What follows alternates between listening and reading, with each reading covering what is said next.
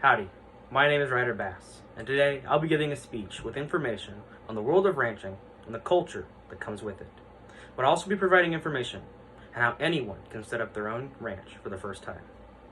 My speech will consist of the topics of the importance of ranching as an industry, how to set up your own ranch and the steps you should follow, and also the culture that comes with being a rancher. My family has been ranching in the town of Chowchilla, California for over 80 years, and I myself was raised on my family's farm and ranch. The lifestyle, the culture, and the work has shaped who I am and the career I plan to follow in my future. Ranching is by far one of the most powerful and important industries in the United States.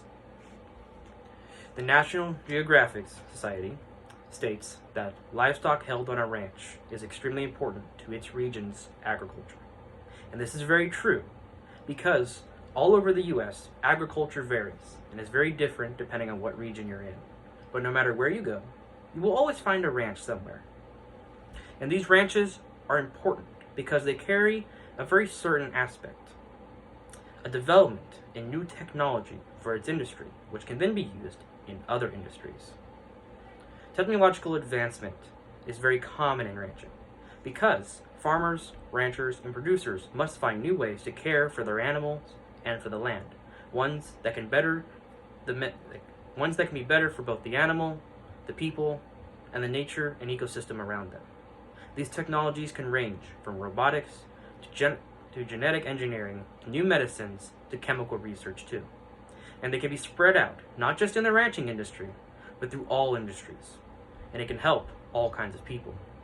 But one of the other important aspects of the ranching industry is its effect on the ecosystem. While we primarily hear the downsides of this, we can also hear the upsides to it. Keeping animals on an open space of land adds to the local ecosystem by providing natural fertilizer and clearing out unwanted underbrush that could cause wildfires, something we see a lot of here in California when there isn't ranching in areas that's needed. However, in the United States, 80% of land being used in agriculture is only used for livestock. But that's because this land is unusable for crop production, which means it's perfect for ranching, making ranching a powerful industry that can be used almost anywhere in the United States. But also, one of the primary concepts of ranching and being a rancher is that anyone can do it. Ranching is usually seen as being a large-scale piece of land that has a lot of cattle on it. But that's not the entire story. Ranching can consist of small acres of land with much more sustainable, smaller animals, such as bees, fish, and even chickens. These are called homesteads usually, and they're used for first-time ranchers, people who aren't trying to go too big yet because they don't know if they can work well with livestock just yet. However, when you go into ranching, there are several main parts that you must understand about it.